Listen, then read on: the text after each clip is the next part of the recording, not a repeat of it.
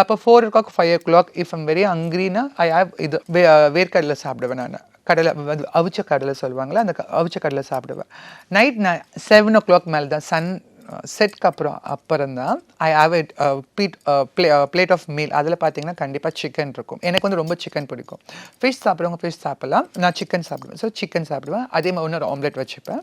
கொஞ்சமாக வெஜ்ஜஸ் வச்சுட்டு அதுக்கப்புறம் கொஞ்சம் ஃப்ரூட்ஸ் வச்சுப்பேன். ஃப்ரூட்ஸில் வந்து நீங்கள் சப்போஸ் டயட்டில் இருக்கீங்கன்னா you can have this fruits. கண்டிப்பாக ரொம்ப ஹெல்ப்ஃபுல்லாக இருக்கும். Pineapple, papaya, watermelon. இதை வந்து நீங்கள் ஆல்டர்னேட்டிவாக யூஸ் பண்ணலாம். ஸோ இப்போ ரொம்ப ஹீட் ஆகிடுச்சு, ரொம்ப பிம்பிள் வருது, ஷோஸ்லாம் போகிறப்ப ரொம்ப ஹீட் ஆகி பாடி ஃபேஸில் பிம்பிள்லாம் வருது, அவங்க வாட்டர்மெலன் மாற்றிக்கலாம். இல்லை என் பாடி ஓகேன்னா அவங்க பப்பாயாவும் பைனாப்பிளும் ரெகுலராக சாப்பிடலாம். ஸோ இதில் வந்து ரைஸை குவிட் பண்ணிவிட்டு அவங்க சப்பாத்தியோ இல்லை வந்து ஏதாச்சும் இது பண்ணிக்கலாம். ஃபிஷ் கறி, ப்ரான்ஸ், சிக்கன், அவங்க நான்வெஜ் எதுவும் சாப்பிடலாம். பட் நைட் வந்து 7 o'clock ஒரே ஒரு மீல்.